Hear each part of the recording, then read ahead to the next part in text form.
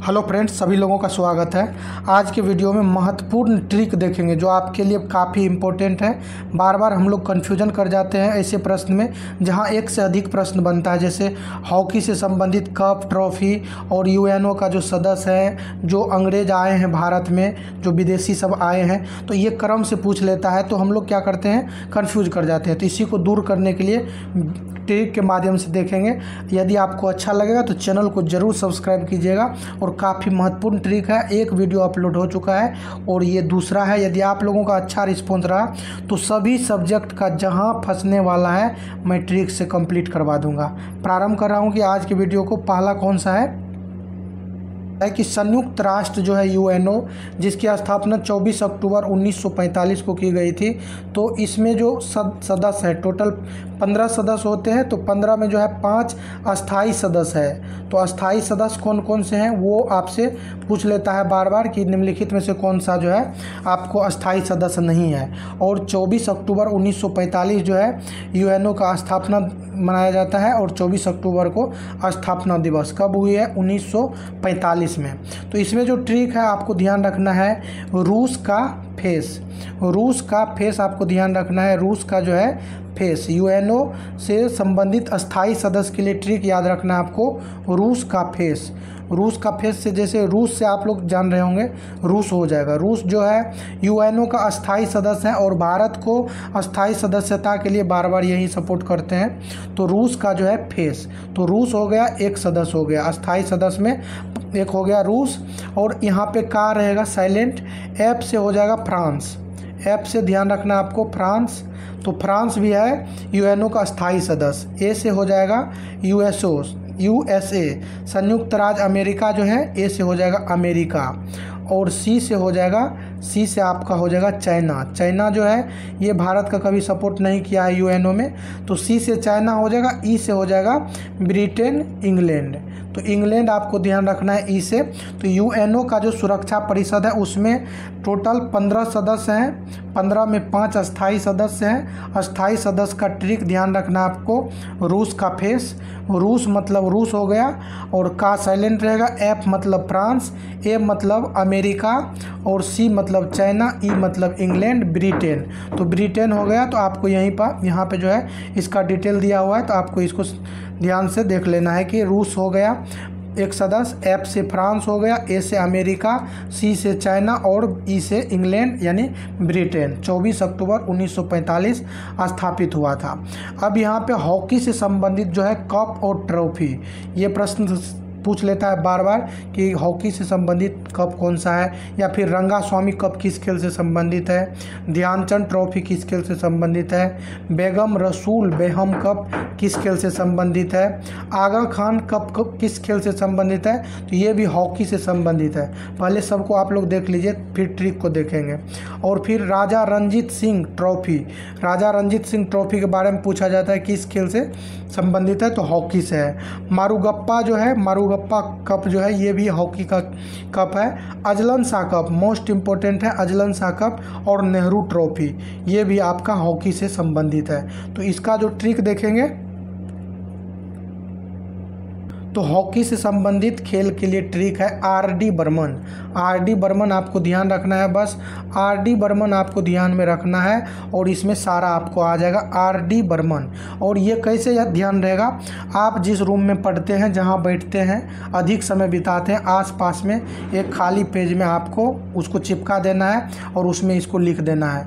और आप सुबह शाम दोपहर कभी भी देख सकते हैं। जब भी आप बैठेंगे, नाश्ता कर रहे हैं, कुछ भी कर रहे हैं, एक बार ध्यान देना है और देख लेंगे कि आर.डी. बर्मन। आर.डी. बर्मन क्या है, हॉकी से संबंधित कप और ट्रॉफी का इसमें नाम आ जाएगा। तो आर से आपका आ जाएगा रंगास्वामी कप, आर से रंगास्वामी कप। और डी से जो है हॉकी का जादूगर कहा जाता है मेजर ध्यानचंद।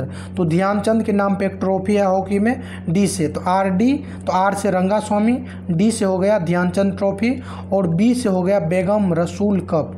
तो बेगम रसूल कप जो है ये आपका हो जाएगा डी से बेगम रसूल कप। और ए से क्या हो जाएगा, ए से हो जाएगा आगा खां कप, आगा खां कप। ए से आपको ध्यान रखना है आर डी बर्मन, आर से रंगास्वामी, डी से ध्यानचंद ट्रॉफी और बी से बेगम रसूल बेगम कप, ए से हो जाएगा आगा खान कप। तो इसको बार बार बोलने का एक ही उद्देश्य है कि आपको ये दिमाग में सेट हो जाना चाहिए आर डी बर्मन क्या है। तो हॉकी से संबंधित कप और ट्रॉफी है।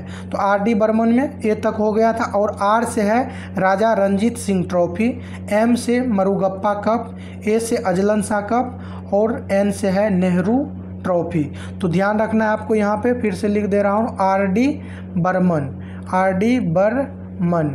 तो आर डी बर्मन क्या है, तो आपको हॉकी से संबंधित खेल है। तो यहाँ पे आपको आर से हो जाएगा रंगास्वामी, डी से ध्यानचंद, बेगम रसूल, ए से हो जाएगा आपको आगा खान कप, आर से हो जाएगा राजा रंजीत सिंह कप, एम से मरुगप्पा, ए से अजलन शाह कप और एन से नेहरू ट्रॉफी।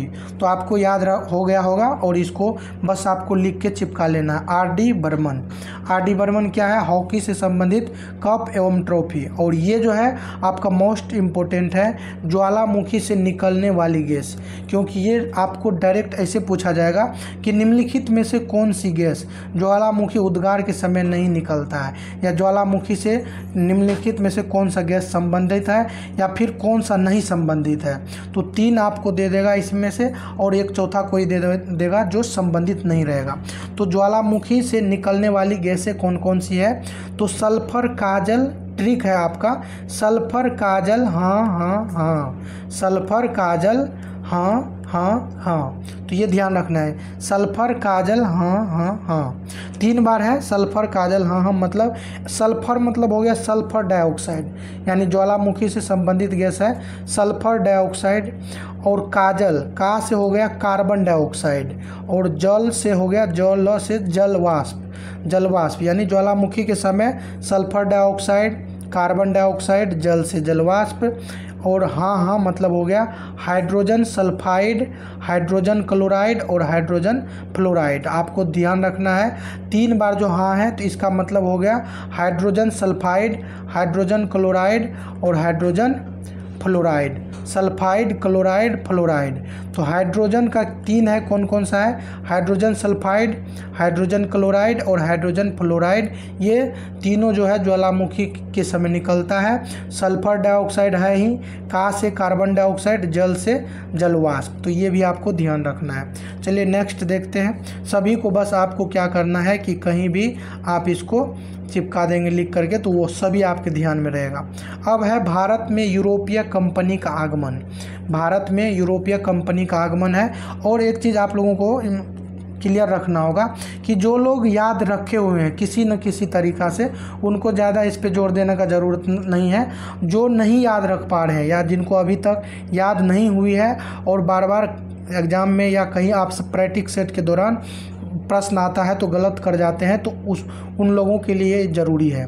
तो आपको जो याद रखे हैं बस वो रिवीजन के तौर पे देख सकते हैं आप, ताकि आपका जो है और कॉन्फिडेंस बढ़ जाए। तो भारत में यूरोपीय कंपनी का जो आगमन है, पुत्र आडा डेड फंसा, ध्यान रखना है, पुत्र आडा डेड फंसा, यानी पुत्र जो है अड़ गया और डेड क्या हो गया, फंस गया। मतलब पुत्र जो है, पुत्र किसी बात पे अड़ गया है और डैड जो है यानी पिताजी फंस गया है। तो भारत में यूरोपीय कंपनी का आगमन है। तो यूरोपीय जो है क्या है, पश्चिमी देश है, वहाँ पे जो है इंग्लिश का ज़्यादा बोल वाला है, तो इसीलिए यहाँ पे डैड फंसा, तो डैड जो है वो उधर ही ज़्यादा चलता है। तो आपको ध्यान रखना है कि पुत्र अड़ा डैड फंसा, तो डैड से आपको ध्यान आ जाएगा कि यूरोपीय कंपनी का आगमन वाला ट्रिक है।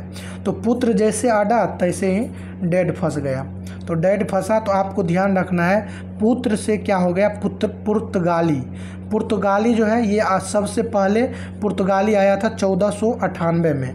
पुत्र अड़ा डैड फंसा, यहाँ मैं एक बार और लिख दे रहा हूँ, पुत्र अड़ा डैड क्या हो गया, फंसा। तो डैड फंसा, पुत्र अडा डेड फंसा, मतलब पुत्र से हो गया आपका पुत्र पुर्तगाली 1498 में। और ये ईस्वी सन जो है आपको ध्यान रखना है, क्योंकि पूछा जाता है कि पुर्तगाली जो है भारत कब आया था। तो पुत्र अडा यानी पुर्तगाली 1498 में आया था। और से आपको ध्यान रखना है अंग्रेज, अंग्रेज जो है 1600 में, अंग्रेज 1600 में अंग्रेज। और डा से मतलब डच, डच जो है डच आ गया था 1602 में। डच ये जो कंपनी है स्थापित हुआ था 1602 में। तो पुत्र मतलब पुर्तगाली 1498, अंग्रेज जो है 1600 में, और डच जो है 1602। और डा से हो गया आपका डच, और डेड मतलब हो गया डेनिश, डेनिश कंपनी 1616 में। डेनिश कंपनी का ध्यान रखना है 1616। फंसा मतलब फ से फ्रांसीसी, और फ्रांसीसी है 1664। और सा से हो गया स्वीडिश 1731, जो सबसे बाद का कंपनी है। तो पुत्र अडा डेड फंसा, ये आपको ध्यान में रख लेना है। और 2-3 बार आपको कभी भी फ्री जैसे दिमाग होता है, आप इसको एक बार दिमाग में बोल दीजिए कि पुत्र अडा डेड फंसा। पुत्र मतलब हो गया पुर्तगाली 1498, अडा अंग्रेज 1600, और डा से हो गया आपका डच 1602, और डेड मतलब डेनिश 1616, और फंसा मतलब फ्रांसीसी 1664, सा से स्वीडिश 1731 में आया था। तो ये आपको क्लियर हो गया होगा। चलिए अब नेक्स्ट देखते हैं। नेक्स्ट है, अब यहाँ पे नेक्स्ट जो है बंगाल की खाड़ी में गिरने वाली नदियाँ हैं। तो ये जो है पहला वीडियो यदि आप लोग देखे होंगे तो उसमें मैंने बताया था कि पश्चिम की ओर या फिर अरब सागर आप कह सकते हैं। जैसे आप भारत का मैप ड्रॉ करेंगे इस तरह से, तो इस तरह से जब बनाएंगे तो इधर है अरब सागर और इधर है बंगाल की खाड़ी। तो कुछ नदियां हैं जो अरब सागर की ओर यानी भारत में पश्चिम की ओर ऐसे बहती है, पश्चिम की ओर बहती है, कुछ ऐसी नदियां हैं। तो इधर हो गया अरब सागर या पश्चिम की ओर बहने वाली नदियां, और इस तरफ जो है ये बंगाल की खाड़ी है, तो इधर हो गया पूर्व की ओर या बंगाल की खाड़ी में गिरने वाली नदियां। तो सिर्फ आपको ध्यान रखना है जो अरब सागर में गिरने वाली नदियां हैं, क्योंकि अरब सागर में गिरने वाली जो नदियां हैं उसके अलावा जो भी नदियाँ हैं वो सभी आपको जाके बंगाल की खाड़ी में गिरेगी।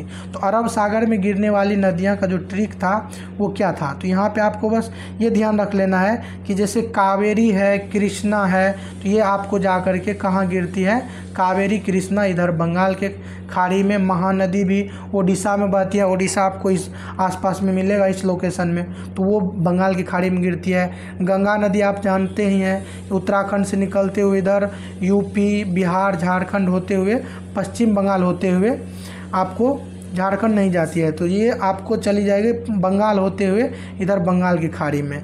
फिर गोदावरी नदी जो है ये भी आपको यहाँ पे आके गिर जाएगा बंगाल की खाड़ी में।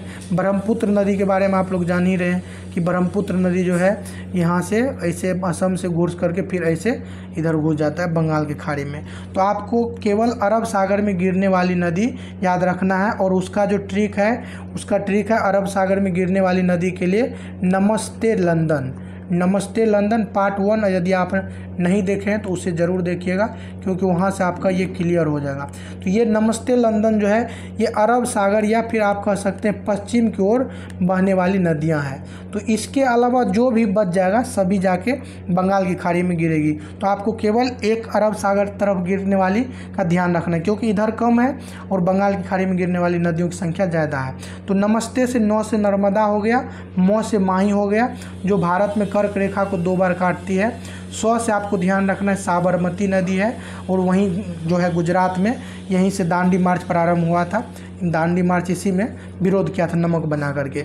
और 13 से आपको ताप्ती नदी हो गया, ताप्ती नदी काकड़ापार जल विद्युत परियोजना जो है ताप्ती नदी पर गुजरात में है। और लंदन से हो गया लूनी नदी, लूनी नदी भी पश्चिम की ओर बहती है। ये जो है आपको थार रेगिस्तान में विलुप्त हो जाती है, तो ये पश्चिम के डायरेक्शन में बहती है, ये अरब सागर में जाके नहीं गिरती है। बस डायरेक्शन ध्यान रखना है पश्चिम की ओर। तो बस नमस्ते लंदन, 9 से नर्मदा, मौ से माही, 100 से साबरमती, 13 से ताप्ती, लंदन से लूनी, ये ध्यान रखना है। अरब सागर में गिरेगी, बाकी की नदियाँ जो है आपको बंगाल की खाड़ी में गिरेगी। तो ये जो है आज का वीडियो कंप्लीट हो गया। यदि आपको अच्छा लगा होगा तो आप ज़रूर कमेंट कीजिएगा, ताकि आपके लिए मैं नेक्स्ट पार्ट भी इसका ले आऊँगा। सभी लोगों को धन्यवाद।